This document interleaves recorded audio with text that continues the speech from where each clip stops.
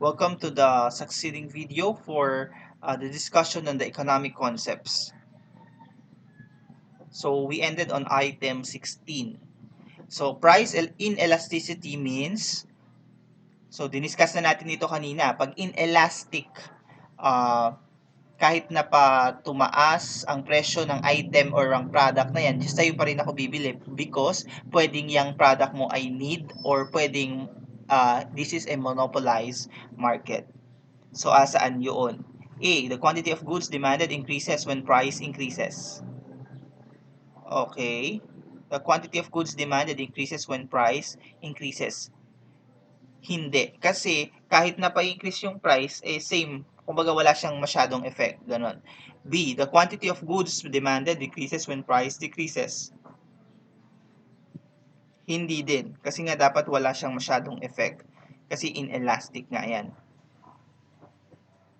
The quantity of goods demanded increases when price decreases. So, hindi din. Kasi nga, dapat walang effect. D. The quantity of goods demanded does not change much with price changes. So, the answer is dog. Kasi wala siyang does not change much. Dapat walang masyadong changes dyan kasi nga inelastic yung price na sinasabi natin dyan. 17. The marginal propensity to save is equal to. When we say marginal propensity to save, ang ibig lang sabihin nito is the changes on the savings of an individual. But when we say marginal, yung change. Diba? Sa economics, when we refer to marginal returns, marginal equity, ganon, ang ibig sabihin nun is the changes. Kapag ano yung marginal propensity to save is equal to, ang tinatanong nyo dito is the formula. How do you compute for the marginal propensity or your ability to save or the changes in the savings? So, tingnan natin. The change in savings divided by the change in the income. The answer is A. A na kaagad. Kasi kung titingnan mo, the marginal propensity to save is the changes in the savings. So, paano ka ba magkakaroon ng changes in savings? E di, ang indicator niyan ay yung income at yung savings mo. So, how do you compute for the changes in the income in relation to the changes in your savings? So, ang idea lang ng marginal propensity to save ay kapag tumaas ang income mo, gaano kataas ang magiging change sa iyong savings. So, tinitingnan kung ano yung kung proportion ba yung change sa income mo at yung change sa savings mo. Baka kasi bumababa pa. So, yun yung marginal propensity to save. So, the answer is A, the change in savings divided by the change in income. Okay? Proceed with item 18. Marginal propensity to consume. So, consume. Ari naman ang indicator ng consumption under economics. That is your disposable income. So, di ba? Bakit yun ang indicator? Kasi yung disposable income, yun ang gagamitin mo for you to consume or to purchase, to incur expenses. So, alin dito ang indicator, formula for you to compute for your marginal propensity to consume? Dividing the change in income by the change in consumption, parang mali kasi dapat denominator yung income. Just like with the marginal propensity to save. B. Dividing the change in consumption by the change in disposable income. 18, the answer is B. Diba? The rest are just manipulations of the formula. 18, the answer is B. Tinitingnan mo kung mayroong changes sa iyong kita, gaano ang changes naman sa iyong consumption. So, ganun siya. 19. A shift in the supply curve may result from the following except. Shift in the supply curve. So, kung titingnan mo, kailan ba mag-shift ang supply curve? These are affected by various factors such as technology. Tingnan mo yung 1, changes in production technology. Kung nagbago yung technology, mas mabilis silang makagawa ng mga items. Therefore, pwedeng magbago yung supply curve. So, A is Pwedeng yan yung reason ng pag-shift ng supply curve. B, changes or expected changes in prices of resources. So kung tumaas ang cost ng mga materials, raw materials, pwedeng bumaba or mag-shift ang supply curve. So yan ay hindi yan ay pwedeng mag-contribute on the shift of the supply curve. So hindi yan yung sagot. C, changes in the number of sellers in the market.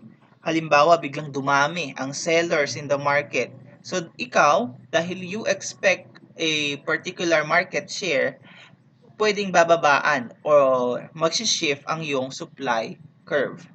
So, yan ay hindi ang sagot because it can shift the supply curve. Item D, change in the number of buyers in the market. Biglang dadami daw yung buyers in the market. Ikaw ay yung supply.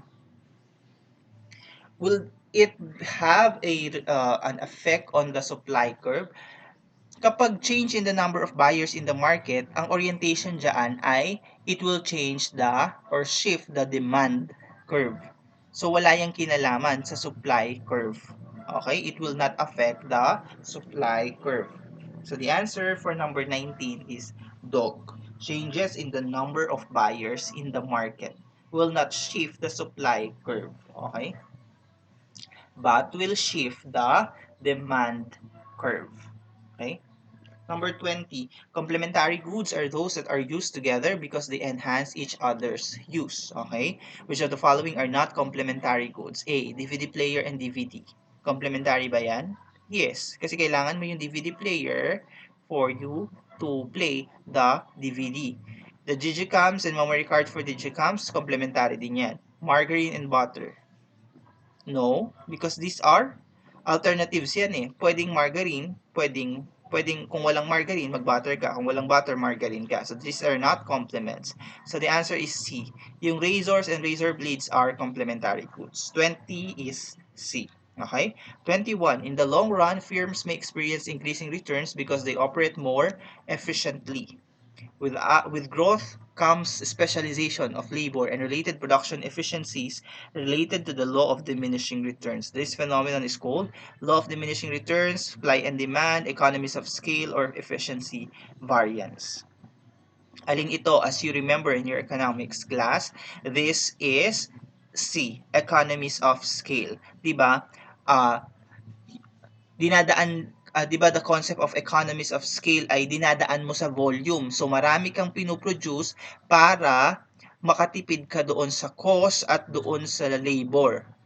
Kaya nga yung economies of scale, it relates to production efficiency. Na kung mas marami kang ginagawa at ginagawa, this will eventually make your labor experience mas magiging efficient ka to operate. So yun yung concept ng economies of scale. C, item 21C. 22, marginal cost is the income or benefit forgone when the next best alternative is chosen. A is, the famous opportunity cost, the benefit forgone, di ba? So that is not the answer. This is the additional cost of producing one additional item. So the answer is B. When we say marginal cost, this refers to the change or the addition.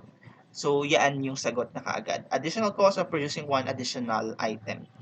Marginal cost is a sunk cost? No, because a sunk cost is a past cost that is not relevant in the decision making, and normally marginal costs are relevant in the decision makings, in the decisions to be made.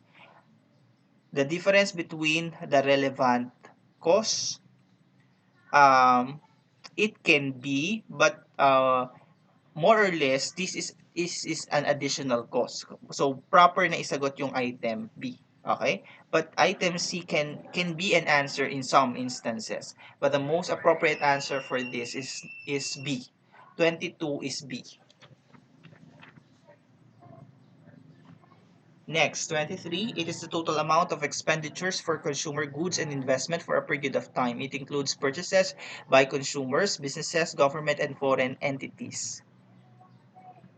Total amount of expenditures for consumer goods, and investments for a period. It includes purchases by consumers, business, government, and foreign entities. So lahat na daw ito, lahat na ng purchases ng consumer, business, government, foreign entities. Anong tawag doon?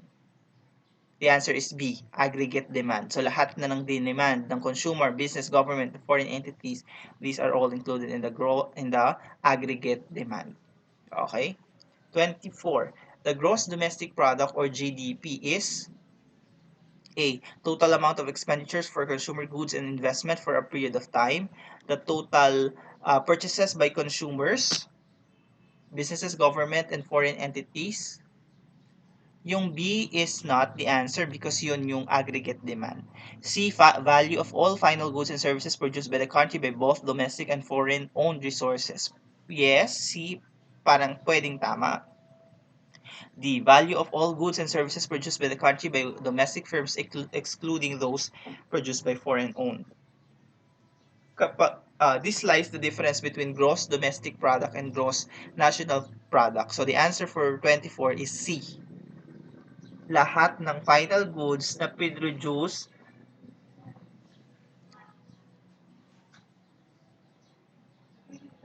nung bansang yon is the gross domestic product, whether it is domestic or foreign owned sources. Okay, whether domestic or foreign owned yung gumawa nun, basta doon siya sa product that is construed as the gross domestic product.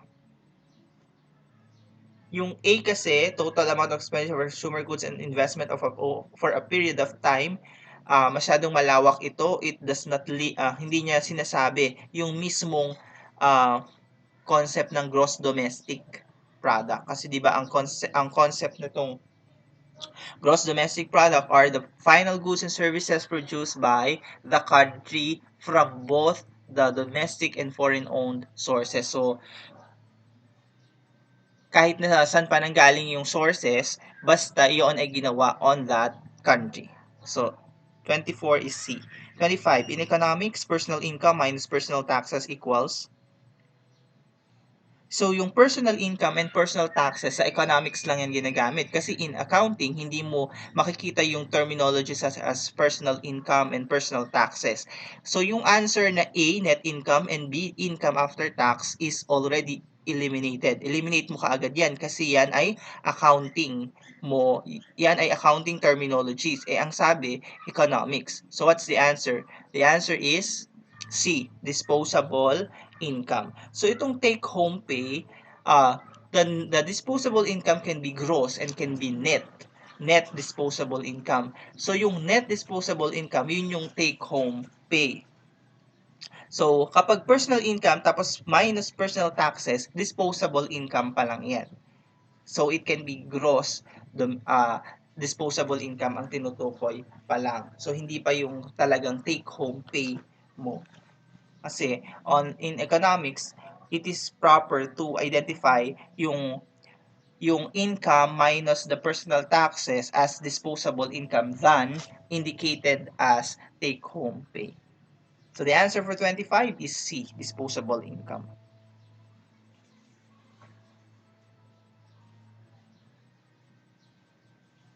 26. Demand pool inflation is caused by excess demand that bids up the cost of labor and other resources. Which of the following is the most effective fiscal policy program for reducing demand pool inflation? So anong ibig sabihin ng demand pool inflation? This is inflation pero ang classification niya ay demand pool. Ano ibig sabihin ng demand pool? Yung demand, yung nagiging reason, dahil maraming demand, yun yung nagiging reason kung bakit tumataas yung prices.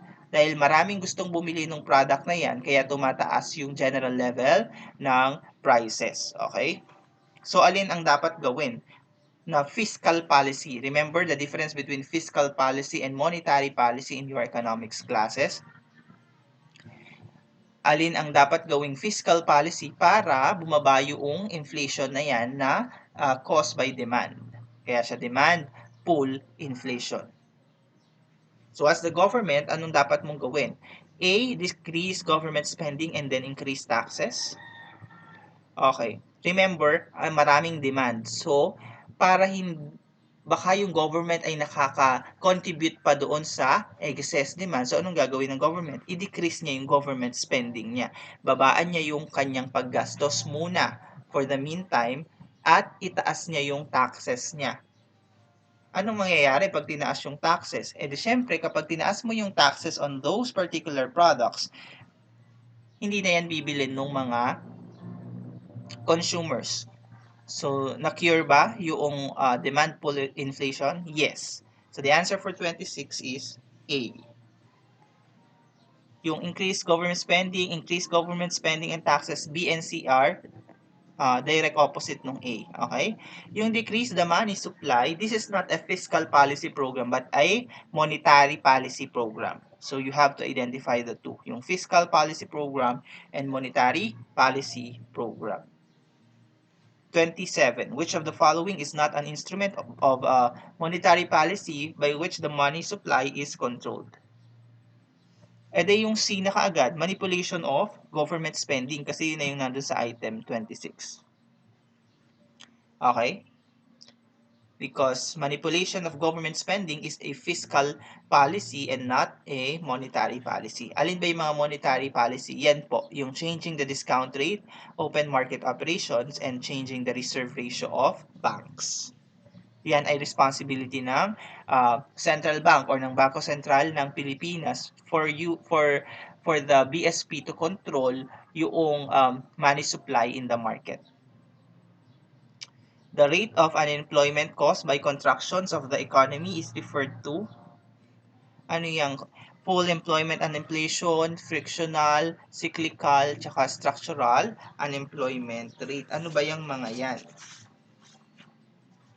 Well, yung i-define natin isa-isa muna. Yung frictional unemployment rate, this results from imperfections in the labor market. Kapag frictional unemployment, kaya siya tinawag na frictional, ay may mga factors sa labor market na hindi merong mga conflicts.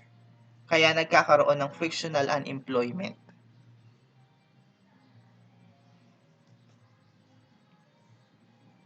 Pwedeng yung item or yung workforce na kailangan ay hindi na ma-match. So, ganun. Yun yung sinasabing frictional unemployment rate. Next, structural unemployment rate. Ano ibig sabihin yan? It emanates from the structure. Yung structure. Ibig sabihin lang yan ay yung total demand doon sa trabaho ay hindi adequately nakadistribute. Yung total demand doon sa trabaho ay hindi adequately nakadistribute. So, ito yung tinatawag na job mismatch. So, pwede na yung mga vacancies ay hindi na-fill up because of the job mismatch. So, yun yung sinasabi dyan sa structural unemployment. Hindi properly yung demand, hindi properly nadidistribute dun sa available workforce kasi nga, hindi match yung mga job descriptions. So, anong pag nagkaiba nun dun sa frictional unemployment? Dito sa frictional unemployment ay meron na talagang imperfections doon sa labor market. Like, for example, yung capacities of the companies to hire these amounts of workforce. Hindi nila kayang mag-hire ng ganito kadaming workforce. So, yun yung sinasabing imperfection na kaagad doon sa labor market. Hindi kayang i-hire ng mga ganitong kalalaking company, yung ganito kaliit lang na company, yung ganito kadaming workforce. So yun yung the friction between the companies and the available workforce. So yun. While in structural unemployment rate, it is more of yung job mismatch, yung hindi adequately na distribute yung mga trabaho kasi nga hindi mo pwedeng ibigay. Kasi nga, yung qualifications ay mismatch. So, hindi siya, kaya nagre-result yun sa structural unemployment rate. So, ano yung tinatawag na full employment unemployment rate? full employment, tas unemployment rate pa. Pag pinagsama mo yung rate ng frictional unemployment rate at yung structural unemployment rate indicators, yun yung full employment unemployment rate. Okay? Kaya siya full employment unemployment rate. Okay? Sir, ano po yung cyclical unemployment rate? That is what is defined. Yun yung rate of employment caused by contractions of the economy. So po pwede na, for example, during this pandemic, nagkaroon ng yung layoffs, economic layoffs dahil sa mga quarantine at dahil sa mga lockdown, so kinailangang itanggalin yung mga ibang empleyado. So these are only cyclical unemployment rate. Kasi kung mawawala itong pandemic, pwedeng maibalik yung lahat ng nawalan ng trabaho na yun. Kaya siya tinatawag na cyclical unemployment rate. So these are contractions caused by the contractions of the economy. Okay? So the answer for 28 is C. 29. The rate that central bank charges on loans for commercial banks is called, ano yan? The answer is D, discount rate. Reserve requirement, ito po yung nire-require ng central bank sa mga bangko na dapat meron kayong reserve ratio na ganito. Para saan yun? Para kung sakaling maging bankrupt yung company, meron pa rin pwedeng habulin yung mga depositor sa iyo. Yun yung reserve requirement. Inflation rate, ito na yung the amount of the rate at which the prices increases, 'di ba? Yung general increases in the prices. C, compensating balance rate. Ano itong compensating balance rate? Ito po yung mga compensating balance doon sa mga deposit. Halimbawa, ikaw ay magde-deposit ng ganito, meron yung maintaining balance. So, yun yung compensating balance rate na tinatawag. Discount rate, ito po yung dinidefine. The rate that the central bank charges for loans to commercial banks. So, kung maglo-loan ka, ang tawag doon ay discount rate. Pero essentially, yun yung interest rate mo doon sa bank, sa loan na inutang mo sa bangko. Okay?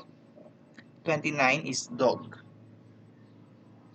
30, I think this will be the last for this discussion video. The difference between real and nominal interest rates is called inflation premium, market risk, credit risk, default premium. So what is the difference between the real and nominal interest? Diba? When we say nominal interest, yung interest rate na naka-indicate or nakasulat mismo doon sa promissory note, doon sa face ng instrument. While the real interest rate, ito yung hindi mo nakikita. But this is the effective interest rate na real value or real interest. Kaya siya real is ito talaga. As you incorporate inflation, as you incorporate other factors related to the loan, ito yung real interest rate. So, ang sinasabi dito, kapag daw minus mo or the difference between real and nominal interest, pag pinagbawas mo yan, ano yung makukuha mong figure? Ano ang tawag doon? That is your inflation premium. Kasi po pwede na yung interest rates changes or increases or decreases as we incorporate yung inflation rate natin. Okay? So ano yun? That is your inflation premium. 30 is A. Market risk and credit risk, these are indicators doon sa credit investigation. Bago ka palang bigyan ng loan, yan ang tinitingnan, yung market risk, credit risk. Default premium, yung default premium is kung halimbawang hindi nagbayad yung borrower, ay meron tayong ibang mga items such as collaterals na pwedeng makuha. So any excess to that will be related to a default premium. Halimbawa, nabenta yung collateral niya ng 600,000, ang kanyang utang lang ay 550,000. So meron kang default premium na 50,000. So yun siya. So etong dinidefine na difference between real and nominal is the inflation premium A. 30 is A. Okay, so I think I have to end the discussion on this part. Please continue in the next video for the discussion from item 31 onwards. Thank you.